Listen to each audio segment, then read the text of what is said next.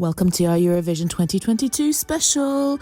Previous listeners might know that we've done a Eurovision 2021 special and recorded a history of Eurovision bunch of episodes with my darling father, Paolo Mendes George. So you might want to check those out as well before you check out this one. The way it works, Fran and I have listened to all 40 Eurovision songs from this year's contest and picked our 5 favourites and our 5 least favourites. Let's see if we agree or disagree, if there are some overlaps. And I hope that you enjoy as we release this on the day of the first semi-final. Woohoo!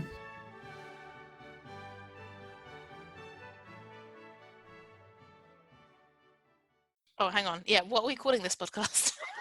Was it over underrated? Over underrated. Sous-évalué. Überschätzt. Överunderskattad. Over underrated. Welcome to another episode of Over Underrated with Fran and Babs. How are you doing today, Fran, on a sunny afternoon?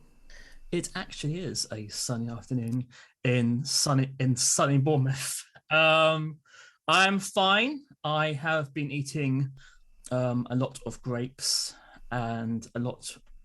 Yeah, why not? And the weather's out, so grapes are out. And I've realised I have nothing in the fridge apart from a pepper, a tub of butter, and a Russell's burger. So, I did see that picture of your fridge, and it did look a bit tragic, I must say. But what are you planning to fill your fridge with? Well, because I'm too busy doing this, I can't cook. So I think I might have to do a sneaky Domino's. Oh, what's your Domino's order?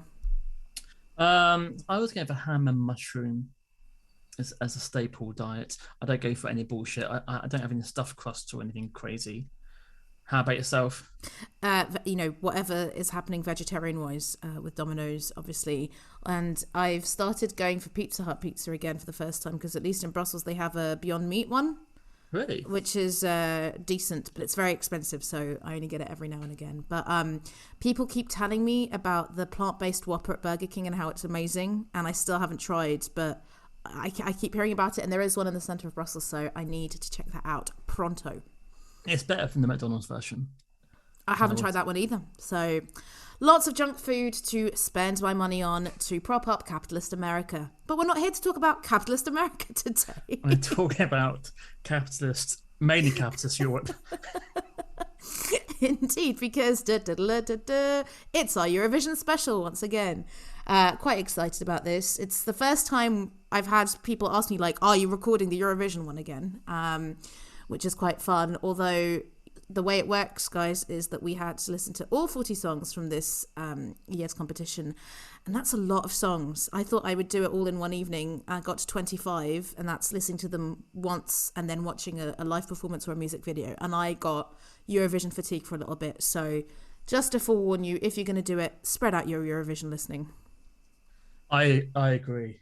I haven't watched all of the acts because there's too many. So the only acts I've seen are ones that we are speaking about today. Oh, right. Because I thought, why would I even be watching a song that I obviously don't really like or hate that much? It's quite interesting though, because I think it can really change your opinion in both ways. And I think I'm going to get into that with some of my choices, because sometimes something sounds fine, but then the staging is amazing or the costumes are amazing and it elevates it, or the singers aren't very good and then you're a bit disappointed. So let's see. But true. And like the way I did it was I had 2 shortlists. I had my songs I liked shortlist and songs I hate, songs that I didn't like shortlist. And then I thought I'd watch them live to see if it changed. So I could take it down to 5 songs, and it did help a lot because watching them live and performing, it does change how the song sits with me.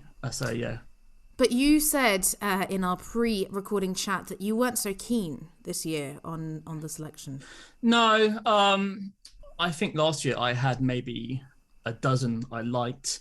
So this year I think my shortlist was 8 songs I liked and 14 on the Kraus songs. And maybe only one of those I actually like. I think like from last year there's still 2 or 3 songs I still think about. Obviously the winner is still like, it's quite unusual really, but the winner is now like a global popular band, which Smash. hasn't happened since like what, ABBA or something. I don't know how long it's been since a band did that. And like Victoria, I still like, but yeah, even the ones in my top 5, I can imagine I would never listen to again after May. Oh, I have definitely listened to Go A and Blind Channel quite a bit. Yes, yeah. I actually listened to both of them before doing this record for nostalgic reasons. And Go A should be coming to Leuven, I think, later this year. So I will probably go and watch them. So yeah, and also you can tell that a rock song won the competition because there's a lot of guitars this year, guys. A lot of guitars, but a lot of beats as well. There's a lot of techno beats mixed in with a bunch of other genres, which I personally quite enjoy. I don't know how you feel about that. There's a mix. So what I did notice is that there's less like torch ballads, like the French Century. Thank God. There isn't many like traditional old school Eurovision songs this year. Like I said, there's a lot of if it is a ballad, it has something to it, like it have like a modern production to it rather than just a stripped down guitar and a big keychains kind of thing, really. Yes, although there are a lot of male vocalists who have very wide octave ranges, is what I thought. There's 2 or 3 where it's like let's make them sing the whole range. But I actually think it's a similar quality to last year. I had issues narrowing down my favorites, actually. There's probably 10 that I had to kind of move around. I think there's maybe more songs that I'm meh about than last year, but the ones I like, I quite like. And yeah, I think I'm really glad because 2 of your underrated ones are ones that were on my list a little bit, so I'm glad that we'll get to talk about them.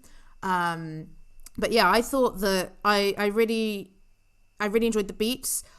The production has stepped up. It made me think of how like it feels more K-pop in production rather than European. Yeah, I guess. Yeah, I haven't thought of that. So yeah, you're right. And then I've also written lots of songs end quite abruptly. I really noticed that. I was really taken by surprise. I mean, I guess it's maybe the Eurovision 3-minute limitation, but I don't remember it being like that in other years.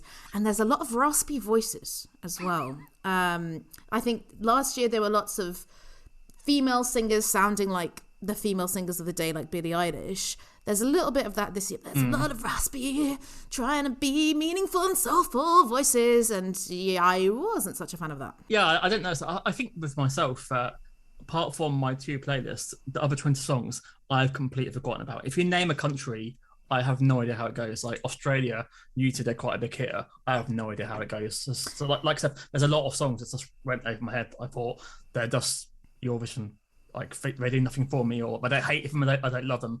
And I think this year, like you said, I think there's a lot more of that than there was last year. I think last year I could probably, if I heard like 10 seconds, I didn't see it, I'll think, oh yeah, that's that song. But this year I think a lot of them just blur into one. Because usually I know like the Irish Century usually stands out. That's like, I've no idea how that goes looking at it now. Brooke, Fat Rich, I have no idea. I remember. Yeah, but is it because we haven't watched the semi-finals yet? Because I have to say last year was the first time that I watched the semi-finals and the final. I'd never done that before. So I think just that repeated exposure and discussing it more with other people, I think makes the songs more memorable. I think by the end of Eurovision week, you're gonna be on top of things. Yeah, and to be fair, I actually quite enjoyed the semi-finals. Yeah, I felt like I was the only person that I knew who bothered to watch it. Like, because I had some songs in the race, I was like, I hope those 5 I've chosen get through to the final. Well, I will give a shout out once again to Stephanie and Riku, who I mentioned in a previous episode this season, because I watched one of the semi-finals with them and I decided to make sangria. And basically they came over to my house and had to drive home, so Stephanie wasn't drinking, and Riku and I absolutely demolished a very, very strong sangria with gin in it and got smashed on a Tuesday watching the first semi-final, and that was fantastic. And then the final I watched with my dad, his husband Francis, and Riku. Unfortunately Stephanie had abandoned us to go and watch it with her family at the coast, and I think we stayed up until possibly 2 or 3 a.m. to the point where we were even watching like the press conference afterwards, and it got to a point where we were quite existential and thought like, no, this is too much Eurovision, actually, too much Eurovision. And because my dad, obviously Paolo Mendes George, big Eurovision fan, check out our previous episodes with him. He lives in Luxembourg, but he was in Belgium. He couldn't vote he couldn't text because he didn't have, he wasn't in Belgium with a Belgian phone number. So he made me and Riku vote. And I think we both spent about €5 just texting because it just kept being like, vote for Finland, vote for Ukraine. So yeah, that was my last year's Eurovision experience. This year, I don't have plans to watch the semi-finals with anyone. But I should be going to Leuven to watch the Eurovision semi-finals, including potentially with some Ukrainian people, which should be very moving. So yeah, I'm really looking forward to it. But yeah, let's see who's going to win this year. I mean, obviously, I think we've discussed it, and a lot of people are thinking that it's very likely that Ukraine will win. And that's not too bad a thing, to be honest, in my mind. But let's see. I think the odds are like ridiculous. I think it's 45% to Ukraine. Then the next one down is a 9% chance. That's so. It'd be a massive shock if the Ukraine don't win Eurovision. That's what I said to you earlier. Does it spoil it a little bit? But no. But that's my issue with Eurovision. A lot of people in the UK is like, why can't it just be the songs? Why do we have to have countries voting for countries? That's the point. It wouldn't be. Well, I think what's hilarious about Eurovision is they're like, no, it is not political. And, lots of people have been disqualified or have had to modify lyrics in the past because it's like, I don't know, referring to Putin or whatever. But it's like, but of course it is. And of course, Cyprus are going to give Greece 12 points, guys. We know this, okay? Just accept it. Move on. Having said that, no, I much prefer that we're in a situation now where it's jury and public vote. I have to say, I found it quite moving this year, seeing all the YouTube comments underneath all the videos, because it's just every single song, because I watched, I think every single live performance, every single song pretty much only has positive comments underneath it. So, and it's just global, so it's like, wow, well done to Albania from Japan, well done to Lithuania from Indonesia, lots of people commenting from Ukraine, and other people commenting underneath like, oh, it's sending my love, Slava Ukraine. Hang on, how do you pronounce it? I actually wrote this down. Slava Ukraini, the kind of Hail Ukraine slogan. And I was like, I do get emotional about Eurovision sometimes. I'm just like, it's just bringing all these people together from around the world. What I have noticed is that there's a lot of Americans on YouTube. I don't know if that's because the film has given it a second wind. And isn't America doing their own Eurovision this year or something? And Canada as well. So yeah, America's already done it, I think. And Snoop Dogg and Kelly Clarkson were the presenters. Okay, I thought they're the winners. I was like, what? What a duet that would be. I think the reception was lukewarm from what I saw, but I think it's quite difficult to replicate because I guess, some US states have a very strong identity. I'm thinking Texas, California, but I don't know. Obviously the US is home to a lot of different genres, but Europe is home to more, and precisely what I love about Eurovision is a lot of folk music is reimagined. So just I don't know, if you just look at the Balkan countries alone, you have so many varieties there. And I think with the US, of course you could have a hip hop song, a country song, a pop song, a rock song. But I have to say, I wasn't very motivated to watch it, and I don't think I've missed out, but if you think we're wrong, get in touch. Overrated. My first overrated pick is I Am What I Am by Emma Muscat from Malta, who I knew she'd be Maltese from the surname. This is quite interesting on how much bias did we not have when listening to the songs, because sometimes you were thrown because people were singing languages that you didn't understand. But I was like, Muscat, the ex-prime minister / president of Malta was Muscat.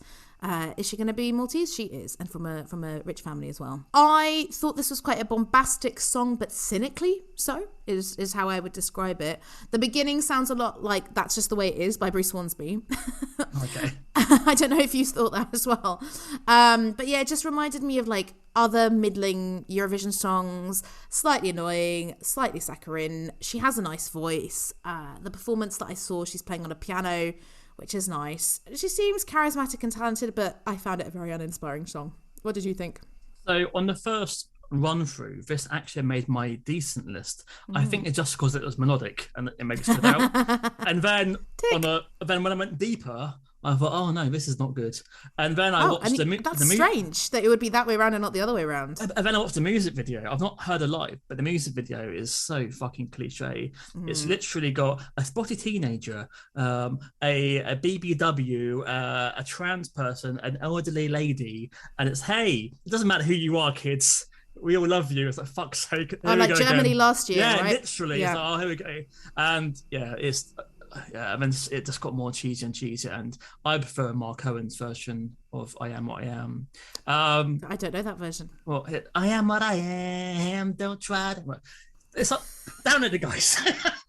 Download it. But I think we're going to be fine, Cods. The odds are this is the 25th favourite, and I think that would mean it won't make it because of the 5 classic entries we go through.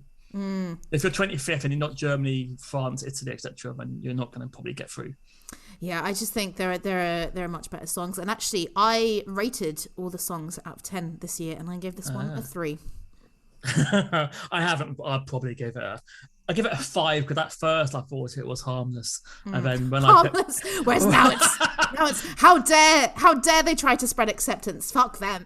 Okay, so my first overrated pick is Germany again with Malek Harris singing a rock star. And have you heard of somebody called Lewis Capaldi? I have. I didn't make the connection because I don't know enough about Lewis Capaldi, but I can well believe you. So if you know Lewis Capaldi's biggest hit, this is exactly the same song, but he's thrown in a rap from the 90s in it. And have you heard the song Stand by Eminem? I have. Do you remember the rap from that? Oh, I didn't. I think I need to listen to it again. Because I like Stand by Eminem, and I did not like it. But I mean, I would probably not steal exactly the same flow. So yeah, I believe that Malek is an American-German artist, and yeah, I think if you're stealing from two massive songs, and the Louis Capaldi one is hideously theft because that came out 2 years ago, so you know it seems a bit like it's maybe not an accident. The only good thing I can say about this is that he's wearing a nice yellow t-shirt, which you don't see often, so Tom from Pappy to be proud. But apart from that, I give it a 2 out of 12. Was it 10? Is it 2 out of 10? A 2 out of 10. So Fran, this was also on my overrated list. And I've written that I prefer Nerd's song Rockstar or even Nickelback's song Rockstar to this. I found this was boring, soulless pop that I don't believe in.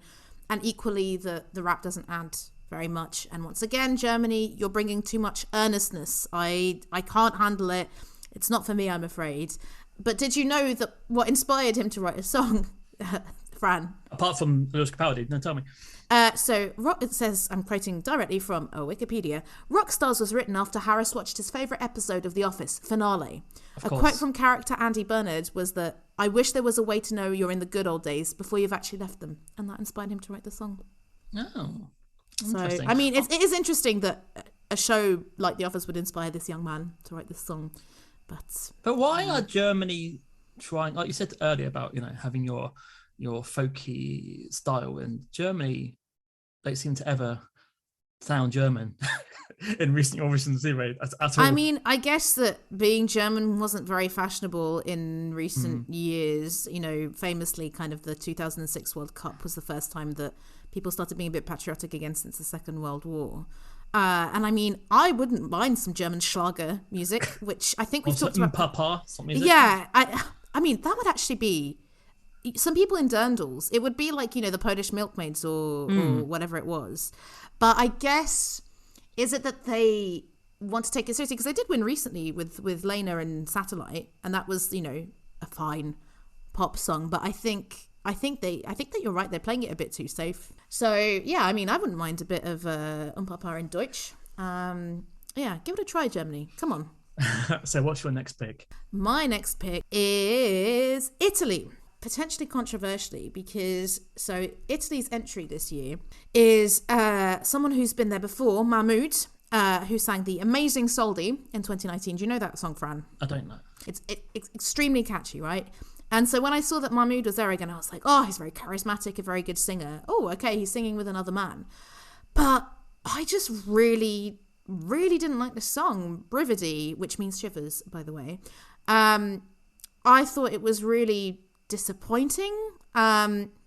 Both listening to the song and then watching the live performance. So Mahmood is singing with a guy called Blanco. They clearly have some chemistry, and they're very cheesy lyrics, and there's maybe a bit of like nice homoeroticism going on, which I'm usually a big fan of. But it really did nothing for me. Like the ending with the kind of more intense vocals almost saves it, but I put this in here, I think, because I was just expecting so much, because I love Soldi so much, but this did not do it for me. Was his earlier song a ballad? Was it a fast song? Or... It was a faster song. Oh, okay. So he changed key. It's interesting to follow the winner Manskin with a duet.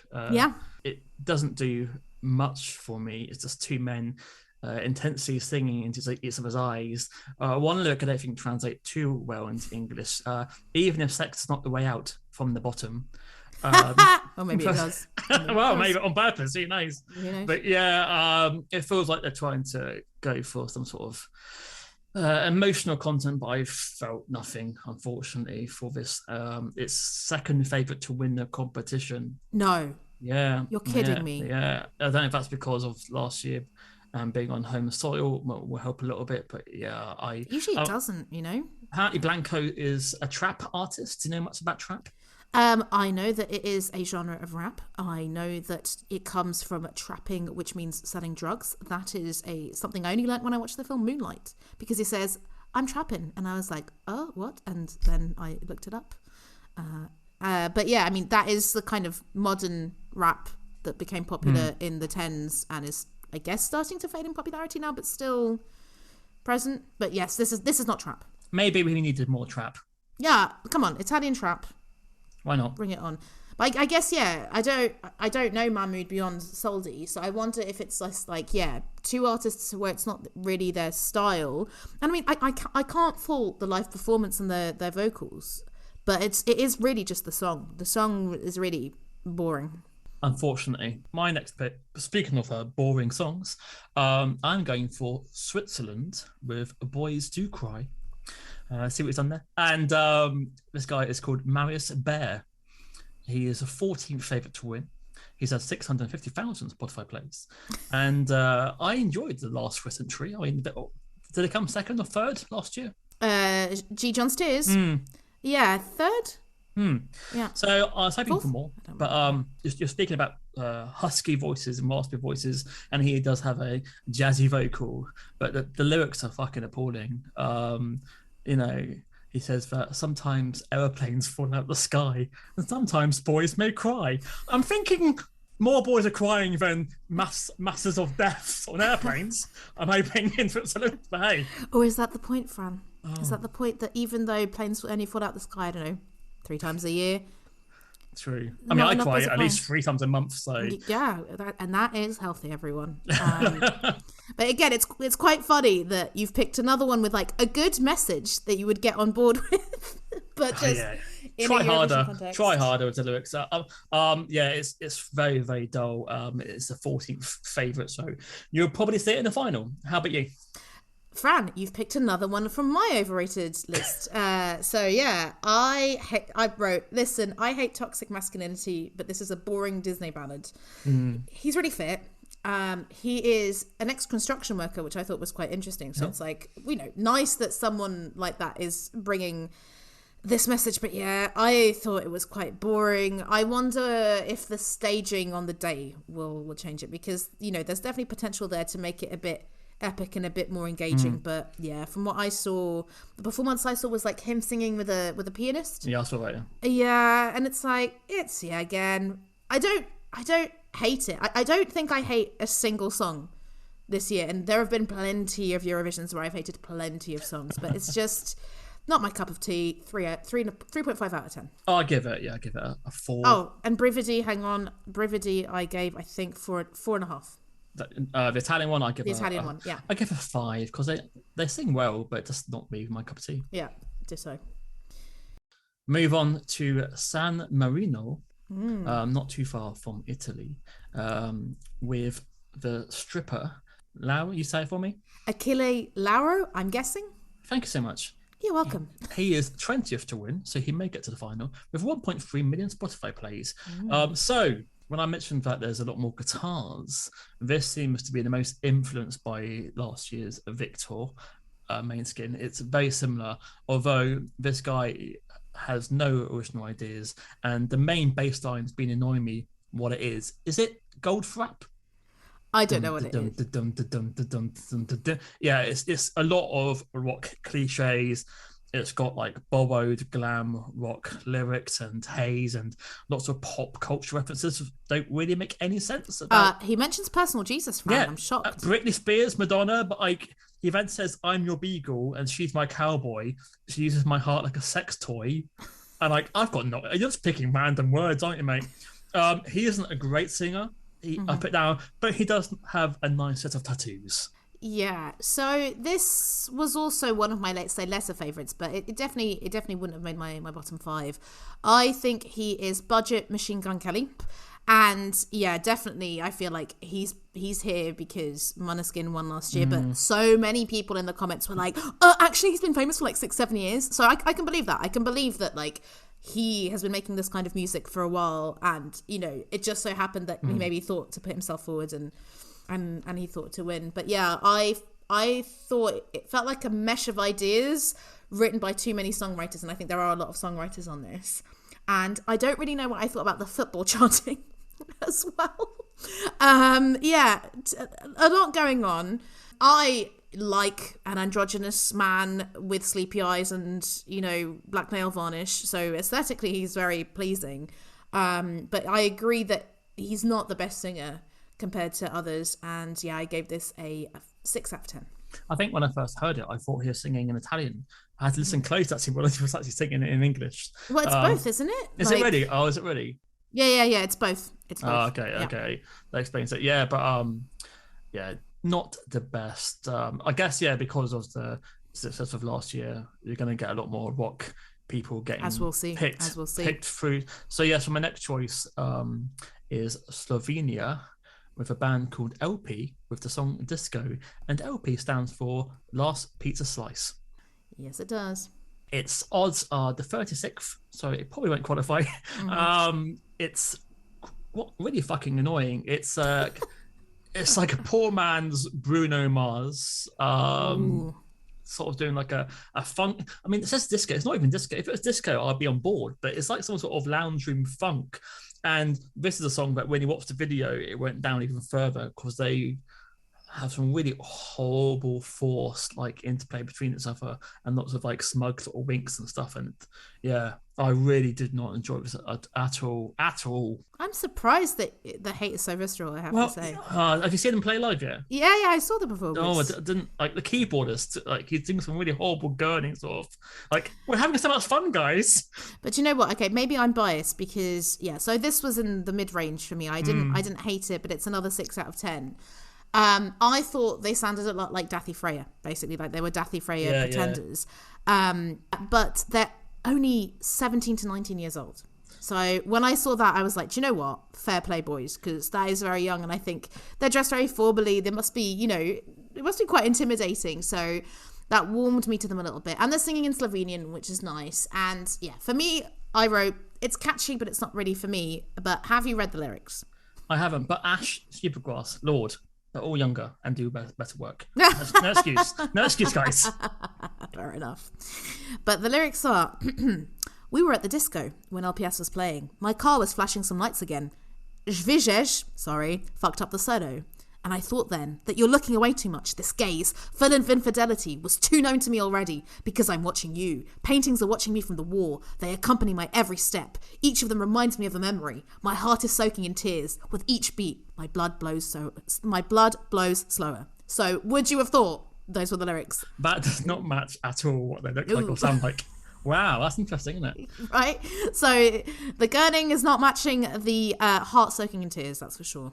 Yeah, but apparently there's a new genre called new disco, which has come from the Icelandic group, and apparently this is part of that. So maybe that's a mainland Europe genre I'm not aware of yet. Oh, okay. They're saying it's got origins in Italo disco, which I do know. But interesting.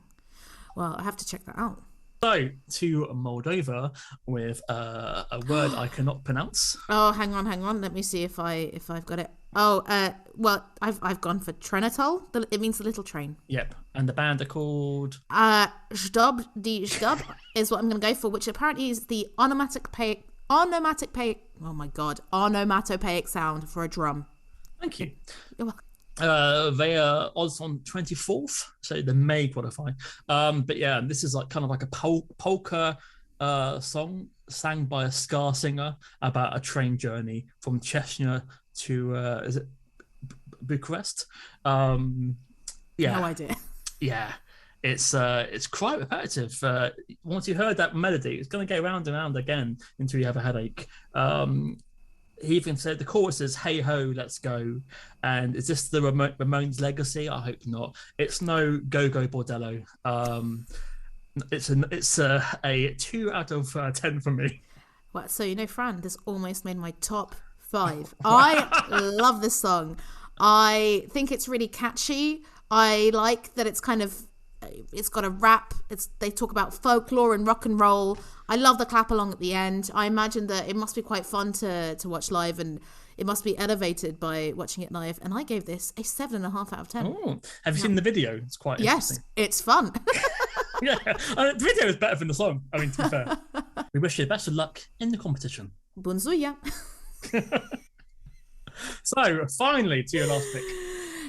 So, my last pick, Fran, is your first underrated pick. This, we've been agreeing mostly so far. Yeah, okay, there was Moldova there in the middle, but it is Sweden. Hold Me Closer, Cornelia Jacobs. So, where I listened to this, I listened to all 40 songs on a Tidal playlist in alphabetical order of artist, and so we're on CO. This was the 10th song and the first one that I didn't like, and I was so surprised that it was Sweden, because Sweden are normally very good at Eurovision, and I was shocked that they would send something boring and forgettable. She has a raspy voice. I actually don't mind it here. I think it actually adds a bit of edge to the song. And having looked at her performance, it's quite simple, but yeah, she's very engaging and charismatic. But I unfortunately think it's boring paint by numbers pop with crappy guitars and cynical strings. I'm sorry, Fran. Luckily for her, I love crappy strings, and so for me, when I first heard the playlist, this was the first one that stood out. Yes, I mean, yes, it's plastic pop. It's got great Swedish pop production. I thought it's had 15 million plays on Spotify already. Sweden always seems to kind of, in my way, cheat it a little bit. Like they always seem to be like pop hits before they even get to Eurovision. It's third favorite to win a competition. Cornelia was in a girl band called Love Generation, who then became Stockholm Syndrome. I don't think it's named after any of the songs by Muse. But yeah, in the live version, have you seen her live? Yeah, it's fine. Yeah, she's not wearing shoes, but it does help. Yes. I think Sandy Shaw won shoeless back in the day. But Maya Remedio got nul point, not wearing any shoes in Spain. So, you win some, you lose some, I think. So some people, some boy bands famously start on the stool and then leave, but she starts on the floor and then ends up standing up at the end. Like Torvald and Dean doing their ice cream. Oh, yes. I think that's where she got it. Yeah, she's got a husky vocal, and I said at least she doesn't rely on any sort of like high note or key changes. But yeah, I think it's just a decent pop melody. Third favorite.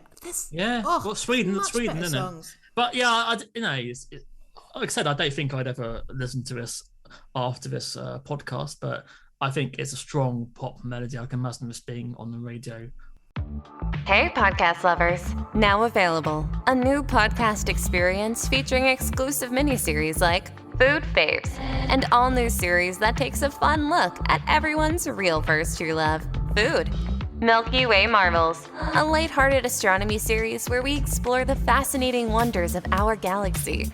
Pop culture icons, an entertaining, nostalgic look back at various nouns in popular culture. Plus more. Relax, enjoy, listen, laugh, and maybe even learn. Podcast, presented by Sonic Embassy.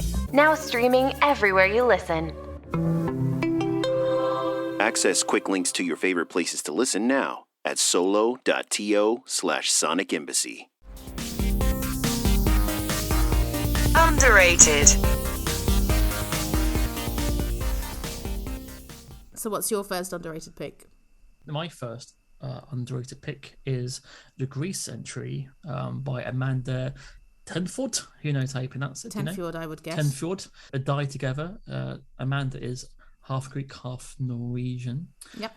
It's the fifth favorite to win. It has 1.6 million Spotify players already. Apparently, it's in the same class as Sigrid in Norway, and has been an artist since 2014. She's very young. Yeah, she is. It's not about dying of COVID. It's about a dying relationship. It kind of has Billie Eilish vibes. Exactly what I wrote. The studio version has quite treated vocals, and it's got like a almost Hans Zimmer slick production to it, which I'm a fan of. But I then listened to the acoustic version because I can't find her doing a live one. And the acoustic version, which strips away that treated vocals, works very well, and I enjoyed it. So I'm wondering just what she will do on the day. Well, of course, she can't have. She has to sing properly live. She can't have treated vocals, can she? So she has to sing it. Yeah. So I thought that it's got a great melody. I can imagine some people will have a tear in their eye because she sings it quite beautifully. It's got quite dark, depressing lyrics in a good way, and I think that she will definitely be up there on the final to win the competition. Did you watch the music video? I did with them on a boat venue. Yeah. Honestly, like, I want to go to the Greek island of Symi now. I was like, where is this place? I want to go now because, definitely tourist board doing very well. It's quite a sunny video for the lyrics, isn't it, really? Yeah, but I guess it's like love in a beautiful location. Yes, so this for me was another mid-range one. I've written that it starts a bit like What You Say. You know, the Imogen Heap song that then Jason Derulo sampled, and I was like, not expecting that from Greece.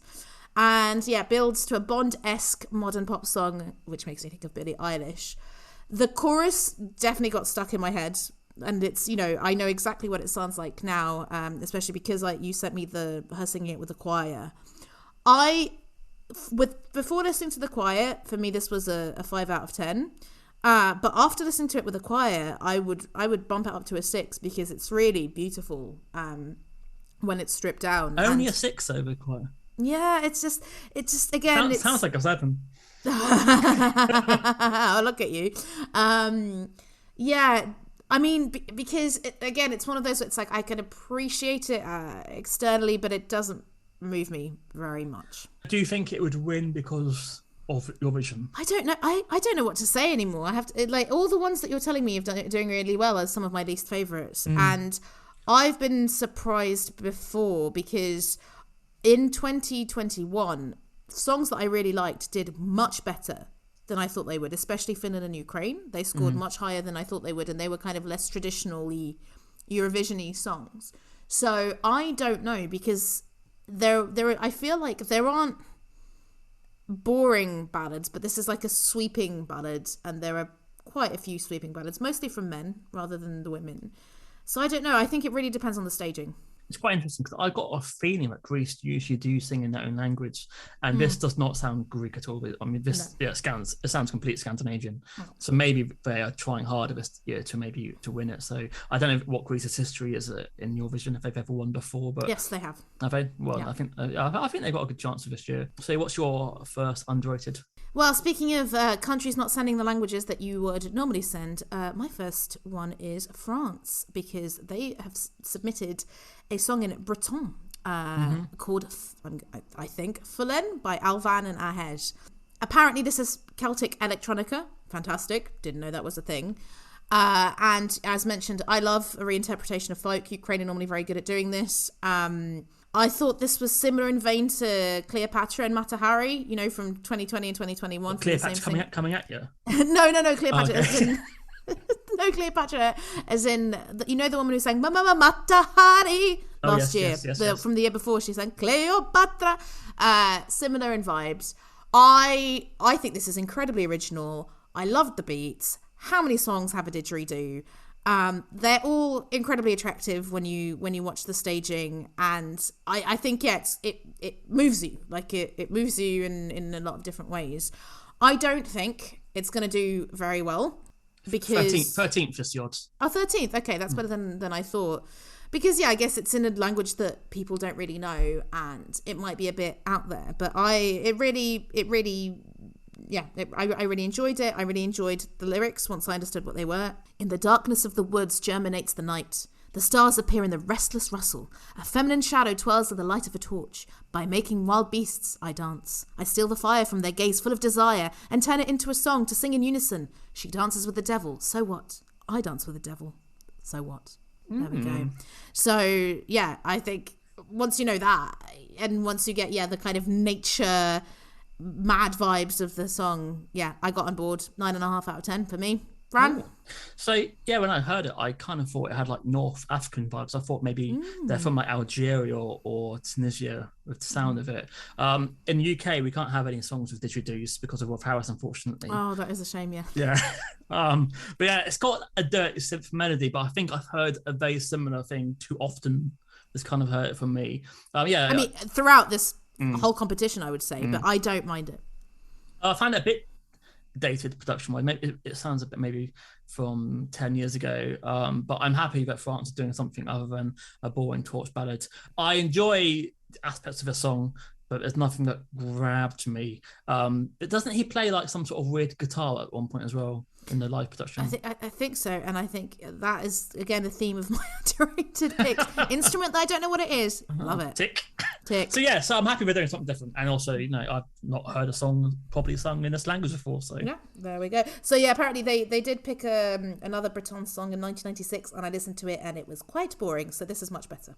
My pick is Norway. There's going to be a bit of a theme here, guys, of Scandinavians.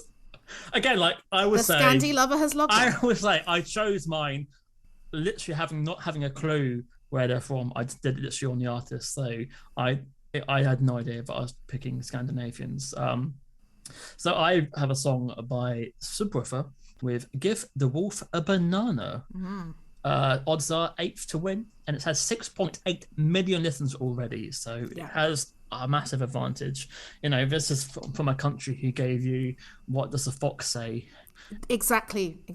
And now we have wolves eating bananas. The actual verse sounds nothing like what you expect from this song. It's got kind of like a melancholic sound to it, really. And then he says, "I found a wolf and I would call it Keith." And I thought, what the fuck? And my ears pricked up. And then, remember last year they had that Lithuanian entry? Just dance along. Yeah. Dance along. And this, I think, has a similar kind of chorus to it. It's like I guess, would I say Europop? Is that a harsh quiz? Euro disco? Well, new disco, is it? Yeah. It's got a new disco chorus. A term we've just learned, yeah. But it's fucking bonkers. It's got two guys dressed as wolves with yellow faces, and apparently the guys are called Keith and Jim, and their story is that they're 4.5 billion years ago they were the most successful band in the galaxy, and now they've come to Earth. And that's a great backstory that I think deserves at least a top 10 place in your Eurovision final. Brilliant. Yeah, this is one of, let's say, two more obviously comical songs in the competition. And, when I listened to it, I was like, this is great, but I'm not going to put it in my top 5. So I'm glad that you have. Because, I think the music is fine, but what makes it, of course, is the lyrics, the dance routine, the staging, the costumes, even the fact that, like, when you watch the dance performance, like, when they say, "And that wolf, before that wolf eats my grandma," and grandma just like flashes up on the screen, it's just, it really makes you laugh. The dance routine is simple and hilarious, and of course people are going to be mimicking it the whole time. So I think they're going to do really well. But I think, the song is not that amazing musically. It is everything else, but still 8 out of 10 for me. But I do like that verse, that guitar. And I called him Keith. It's kind of beautiful. I think I'll probably be wearing that wolf mask whilst watching Eurovision. I hope you are too. Yeah, I will at the very least get some yellow face paint. Check out our Instagram. So what's your next pick? So my next pick is one that I really kind of changed my mind on a lot. It was Albania with Secret by, I think, Ranella Hajati is what I'm going to say. So I started listening to the song and I thought, oh no, here we go. There's some like bad violins and piano and just this woman singing, and it sounds like typical Eurovision. But then suddenly all these voices come in. Suddenly it's a folk song with beats. Suddenly she's rapping. There's Matahari vibes. There's like a million things going on. And I was like, wow, okay, this completely went in a totally unexpected direction. Again, I got similar Matahari vibes of like, you know, folkiness, strong beats, strong woman, hooray. Then I watched it live, and I don't know if it's the same version that you saw, but it's one where she has like a load of dancers and a whole orchestra and stuff. And on the one hand, it was amazing, but on the other hand, her vocals were not the best. So I was almost like, do I include it? Do I not? But I'm like, no, I'm going to keep it in because I think this has a lot of potential. I really like the studio version. And for plenty of artists, so Austria, for example, which are not on my list, but were contenders, she apparently struggled at the beginning with vocals as well, but now is much improved. And I really hope it's the same with Albania, because I think this could be absolutely brilliant and powerful on the night. And yeah, I'm looking forward to it. What did you think? I had Halo, the Austrian entry, on my shortlist for best songs, and this one was also in my top 8. So this didn't make it, but do you know what? I'm going to be honest with you. If we could do this to play this again, I think this would be in my top 5, and I would get rid of another one. So yeah, I love the theatrical opening, the choir, the kind of like the Janet Jackson dances she has. Yes, Janet Jackson. That's exactly what it is. The by Cheryl Cole. Vibes. Yeah. Well, a modern version. I think Self-Esteem would have enjoyed the production. So you mentioned 3 minutes. This song's quite long. How long is it? It seemed like about 5 minutes. Well, I mean, it can only be 3 minutes. Yeah, so she's going to have to cut a lot out of it, I think. Was the live performance longer than... Yeah, but the live performance would be in Albania, so I don't know what the rules are. I mean, yeah, with some of them, like they are going to have. There was another man. I was going to say a man song. That was. I love those man songs. The man songs. Okay. So the performance is 3:46. So yeah, she's going to have to cut it down. So yes, unfortunately, but then again, people were saying that there isn't much singing, so I guess there'll be more singing because you cut out all the instrumental sections. I think the chorus is decent. I think the chorus could be like a Shakira chorus, and I think that would be enough maybe to get some votes. But surprisingly, it's only 21 in the list, so it's only just gonna get in. Bring the performance level. Come on, Albania, we've got faith in you. 9 out of 10, do it. But I like the surprise. It starts off quite different to how it ends, and that's what it's a highlight for me when the song offers more than you imagined at first. And I have to say, most songs this year offer that. What's your next pick? So, keeping in the typical bonkers Eurovision vibe, I am going to Latvia with Eat Your Salad by Ziti Zeni, I hope it's pronounced. Which means Other Boys. Other Boys. Surprising, it's 29th, so they're saying it won't qualify. Which is shocking because, this seems perfect for the final. Yes. It's at 2 million listens on Spotify, so it's got quite a lot of plays. So it's got probably one of the best opening lines. And it's sad. The best opening line. But they can't say it. They can't say it on Eurovision, can they? Do you know what? I hope they do. Really? I hope, if you're listening, Siti Zeni, if that's how you pronounce it. I mean, what can they do? It's one word. It's one word. I'm really hoping there's a little bit of anarchy in them. In a different context, it's a perfectly fun word. Yes, exactly. So the opening line is, is it like my fruit and my pussy? It's thick and juicy or something. It's a bit more sophisticated than that. Wow, really, really not selling it. I'm trying to look it up and laugh at the same time. No. It is, instead of meat, I eat veggies and pussy. I like them both fresh. I like them both juicy. What a lyric. What a lyric. But sadly, in the live version, he mutes the word pussy and just points his mouth. No, but the thing is, right, he wipes his mouth as if he's wiping his mouth post cunnilingus. I mean, I think it's better to just say pussy. But yeah, the live version, they were wearing like smart, slick suits. They got dance moves. Again, it's a little bit Bruno Mars, as if Bruno Mars had more of a conscience. Yes, I mean, I put it down. It's annoying as fuck and has a sax solo, but more peace, please. I like. Yeah, I wrote it as well. This is another Dathi Freya kind of contender. And yeah, I mean, of course, anything with a sustainable, environmental, pro-cunnilingus message, of course, is a song for me. It reminded me a little bit. It's a less artful bike song by Mark Ronson. I don't know if you know that song. I do, yeah. With Spankrock and the guy from The View. Although I do think, given the slick way that they look and some of the lyrics, I feel like it's almost greenwashing what they're doing, because it's all the cliches of like, I ride a bicycle, I take my jars to the grocery store, and then one of the lyrics is, all aboard the green Titanic, let's sail the world and then cruise the Atlantic, no ice in the way, no need to panic, all the signs are there, let's go organic. And I'm like, okay, first let's break this down, guys. Ships, not very environmentally friendly. No ice in the way. Yeah, I think we need to panic. And going organic is not going to do anything. Systemic change needed now. But listen, the staging is good. They're very cheerful. I even like the fact that the cymbals from the drum kit are really, really shiny. And yeah, I just really hope that either they say pussy or people in the audience scream pussy, because that's what I want to see at Eurovision. And I've just realised that's probably what is going to be the social media thing. Yeah, and you know, it's fun that it comes from Latvia. You might imagine this would be maybe, you know, Belgium or Scandinavia singing about this sort of thing. So it's quite interesting. I say Pepper gets to the final. People need to hear the pussy. People need to hear the pussy. 8.5 out of 10. Oh, I give it a 9. So, what's your next pick? So my next pick is going in a very different direction. I'm going for Georgia. I'm going for Sikus Mirkus with Lock Me In. So, like, who the hell are these geniuses? This is prog rock at Eurovision.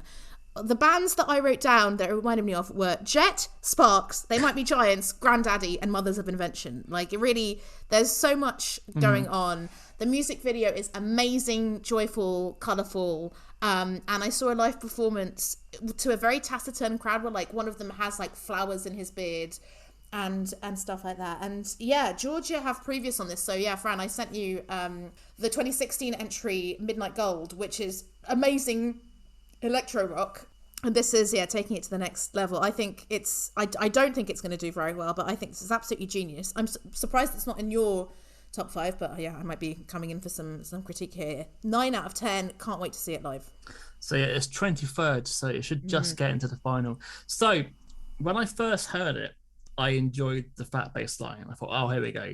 But I can't get past the falsetto saying, take me to the spaceship. It really, take me to the spacecraft. It really fucking annoys me. It really annoys me. I can't get, and that is why it's not on my list. Because that's the bit after that, I like when it says like lift me up or something. Lift me up. Yeah. And it's got quite a cool keyboard flourish to it. But the bit before the chorus is I can't get on board, unfortunately, guys. Yeah, but again, I hated it more. And when I saw the video, it's a good video. I mean, I like a guy dressed as some sort of filthy clown. I think with a lot of sequins on his face. Yeah, I think if they have a decent stage performance, I think they might do well. They were very charismatic in the performance that I saw. So yeah, I really hope they do well. And actually, like, they even released the video later than they wanted to, because, you know, they were going to release it around the time the war in the Ukraine started, and they were like, you know, things are too somber for this bright kind of colourful video, so, you know, glory to Ukraine, and we'll release it a bit later. And in the performance that I saw, they finished by saying, again, like, Slava Ukraini. So yeah, I think they're fantastic. I don't know, I'm a bit more optimistic since last year. The kind of rockier alternative stuff will do well, but yeah, what did you think of Midnight Gold, the 2016 entry? Because it's a great fucking rock song. Yeah, that's I mean, that could Up have your been street. That could have been sung by the Coast Chiefs or something. I mean, or the Killers. I thought. Yeah. I'm surprised that passed it by.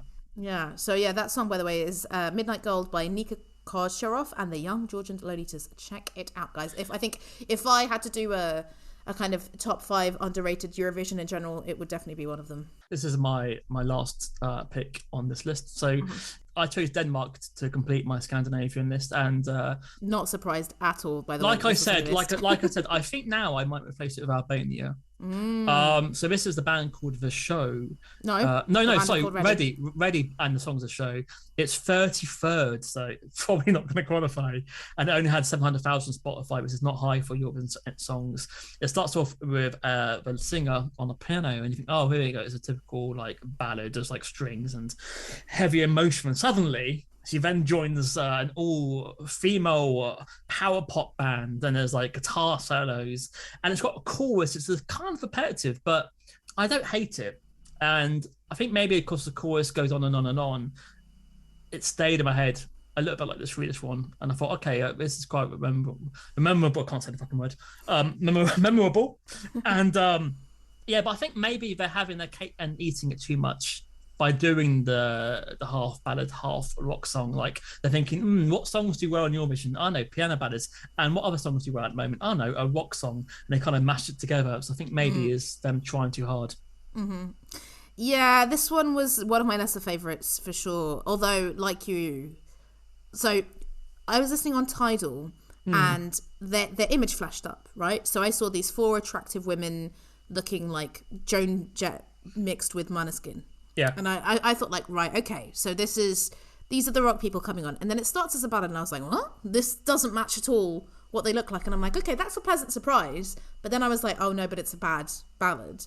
Then the rock comes in and you're like, oh, okay, this is much better. And it gets stuck in your head. It really gets stuck in your head. But I'm afraid I prefer The Show by Girls Aloud. 5.5. Don't we all? I'd give this a 6, but apparently I won't be seeing it in the final. Sorry, Denmark. What's your next pick? Totally different tack now. Let's go to Serbia. Right. So this started and I was like, what the actual fuck is this song? This is so weird. How can this, be the entry? And then I was like, is she saying Meghan Markle? What's happening?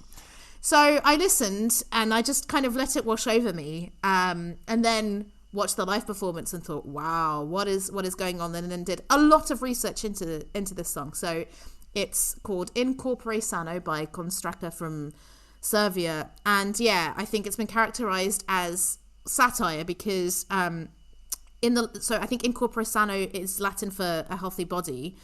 And in the live performance, basically the singer is sitting on a chair, just a normal chair, and she's washing her hands in a bowl, and her 5 backing singers are in the darkness and have towels wrapped around them, and she's just constantly washing her hands, and then at one point gets them towel dried. So yeah, it made me be like, is this about someone with OCD? What's happening? And when I read that, like, apparently one of her ex-bandmates died of leukemia, and that might have been because he didn't have health insurance. So it could be that. It could be related to COVID-19. And she herself has said that, like, as an independent artist, she can't afford to fall ill because she doesn't have health insurance. And but there's multiple layers, and it could be about COVID-19. And when they asked her about Meghan Markle, she said, the newspapers say she has beautiful hair, even more beautiful than Kate Middleton's hair. Let's not lie to ourselves. Kate has beautiful hats and Meghan has beautiful hair. Meghan is also exiled and we support exiled people. Okay, right. And then reading more into it, I think it's also meant to be a critique about how female artists are viewed. So, the lyrics talk about like dark circles around the eyes, point out to liver issues. Dark spots around lips might mean you have an enlarged spleen. Yes, enlarged spleen in Eurovision. Because an artist, she has to be healthy. It's such a fortune that the autonomic nervous system exists. So I think it's basically performance art and like incredibly deep. And they've compared it to Marina Abramovic, who's, the famous Serbian performance artist. And I very sincerely doubt it will make it through, but I adored the song. I adored it. I adored the song, and then it was elevated by knowing more about it. And yeah, a 9.5 out of 10 for me. Well, this is 9th favourite to win. Yay! Go Konstraka! I was not expecting them because this is art. This is not. It's total art. This is not a pop song at all. And yeah, I was like, what the fuck is this happening here? Because I was watching the YouTube video. Have you seen the actual music video? No, I haven't. It starts off with her and a guy eating like loads of chicken horribly in front of a mirror. And Right. when it cuts to her then doing the washing, I'm like, what the fuck is happening? So I'm happy that you delved deeper because I didn't really know what it was about after reading the lyrics out of context. My only issue is I think melody-wise it is kind of lacking.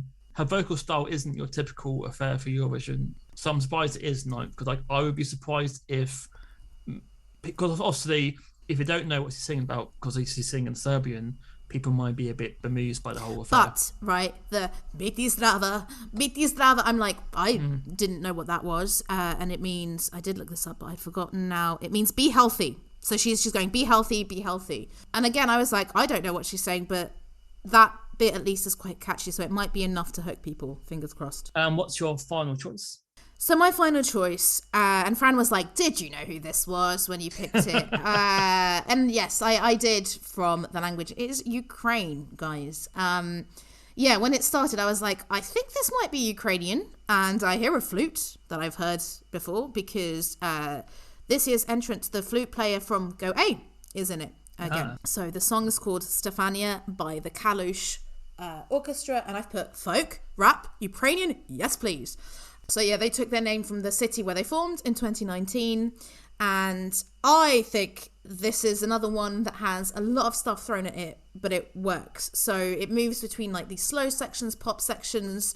There's a rapper that I think looks like the Ukrainian JK from Jamiroquai. He's wearing a pink knitted bucket hat. Love it. It's meant to be an ode to mothers.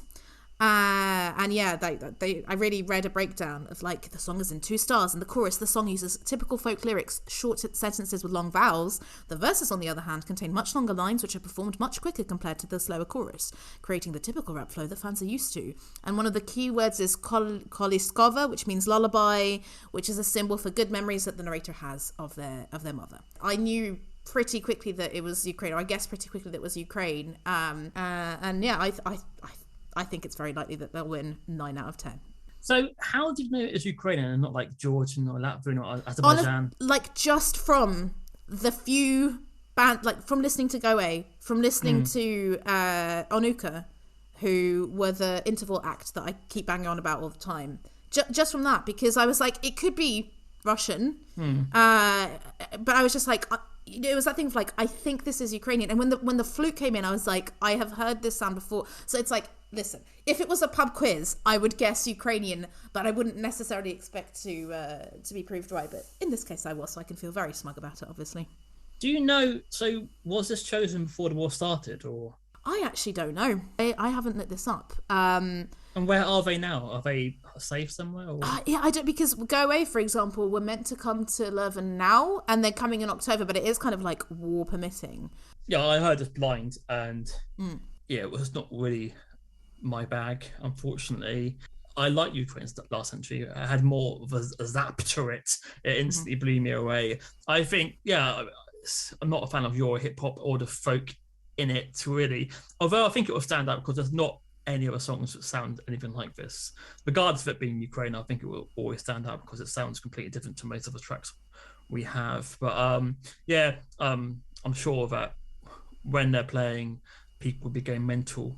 So it'd be quite a brilliant performance to watch. And like I said, you know, if they don't win, I would be absolutely fucking shocked. Yeah, I think, I don't know, you saw the live performance, right? Like people were going already, like, you know, they were getting people to clap as well, which I think is always a winner. So, yeah, so I was wondering, it's like, was that in the Ukraine, like before? I don't know, but as we've been talking, I've been looking up an article from Deadline. So apparently, the Ukrainian government has given the orchestra permission to tour. So I'm guessing they're still in the Ukraine. And actually, I didn't know any of this. So they were initially the runners-up to represent the country. However, the original winner, Alina Pash, had previously visited Russian-controlled Crimea in 2015. So they collectively decided that she shouldn't take part. And they were told days before the Russian invasion of Ukraine. And one of the guys said, the dates were very close, so I had mixed feelings, but I'm happy I can help my country with my music. It is the biggest way I can be useful right now. People cannot think a lot about music now, as there are much more important things to worry about: how to survive, how to find food for your family.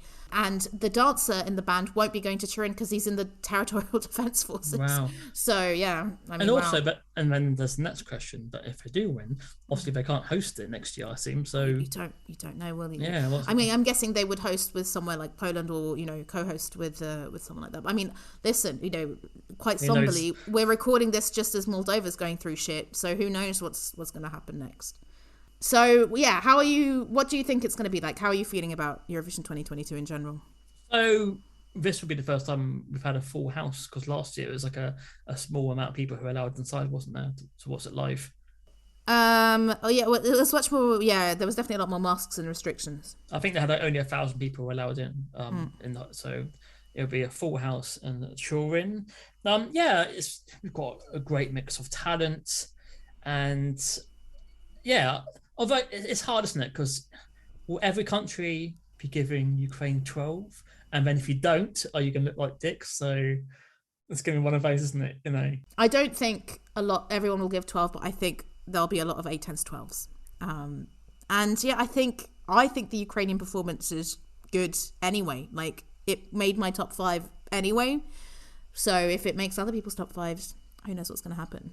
But yeah, before we finish this, I think we should shine a light on our respective countries, Fran. So we have an excuse. Do we have to? Or?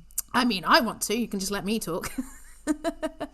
But yeah, starting with Belgium. So what did you think of well, maybe I shouldn't ask you because maybe you can't remember. This isn't too bad, actually, this song. Yeah. Miss You. Yeah, I kind of liked it, but it didn't make my shortlist. But I probably only heard it once, and I think it was just perfectly fine. Well, I thought it was a bit better than fine. So this is Jérémy Machiese with Miss You. I thought he was very similar to Switzerland from last year. Oh, yeah. And not too dissimilar to Belgium's 2015 entry by Loïc Notet. I don't know if you remember that one at all. It was a catchy pop song. Yeah, I want to talk about him because he's a very interesting guy. So he was born in Antwerp to Congolese parents and has settled in Brussels, and apparently lives down the road from me, from what I can gather from the internet. And his inspirations are a lot of Americans: Michael Jackson, Otis Redding, Aretha Franklin, but also Damso and Stromae, the two Brussels rappers. And he's trilingual, basically. He's bilingual in French and Dutch, and obviously speaks English. So yeah, I really wish he had a better song, because he has an amazing voice and won the Voice Belgium. But yeah, I'm really keen to see what the staging is going to be like.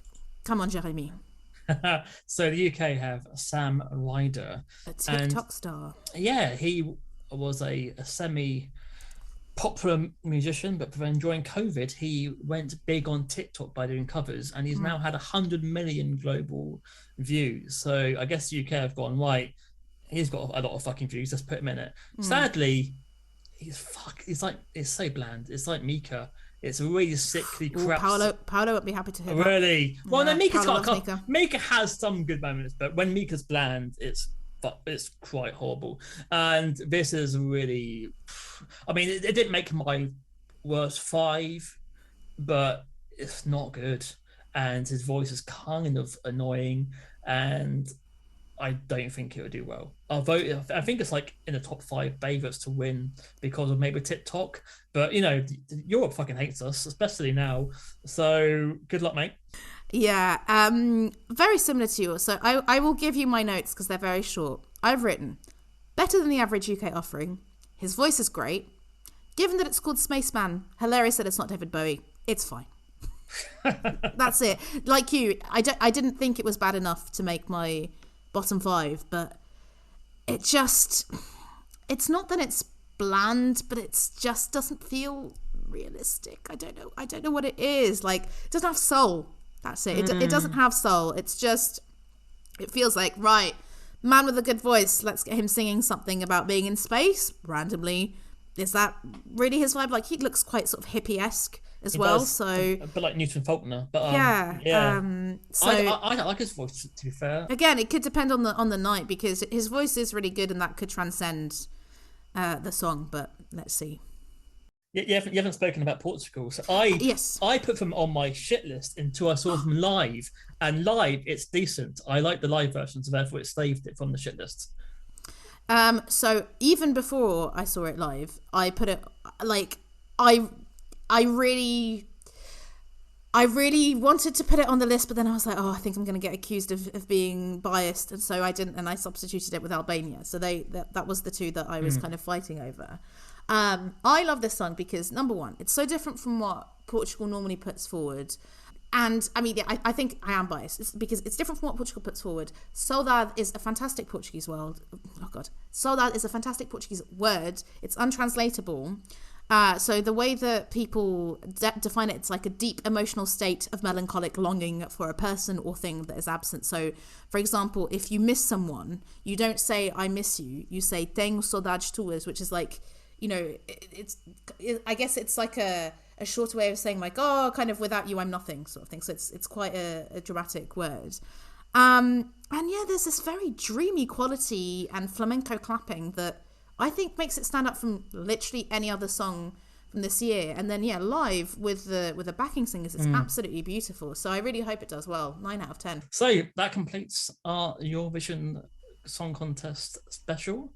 Any final thoughts, Babs? Any final thoughts? I think the fact that, you know, there's war in the Ukraine going on, and I'm probably going to be watching it with Ukrainian people, is probably going to make it more emotional than your average. And yeah, I don't know. I always hope that there's more and more watchers every year, and people are converted to this as a religion, because yeah, I think I prefer the religion of Eurovision to Christianity myself. Yeah, I can only hope for that, especially from the English-speaking world in England. I mean, Australia obviously loves this. I think, once again, there's huge diversity, good bands, good production, good beats, and I'm really looking forward to it. You? And, well, I guess this is the first time that the Russian people will realise they've been left out. And, you know, if we make a loud enough voice, maybe... hopefully it will shake up some people in Russia, and who knows what can happen. Who knows? Like, it's I don't know if you remember, but Ein bisschen Frieden, the Nicole song about peace, the German peace song that my dad. Yeah. Can we repeat that globally? Who knows? Yeah. So shout out loud, let Russia hear your views, and good luck to all 40 artists. And see you next year, guys. Slava Ukraini. Indeedy.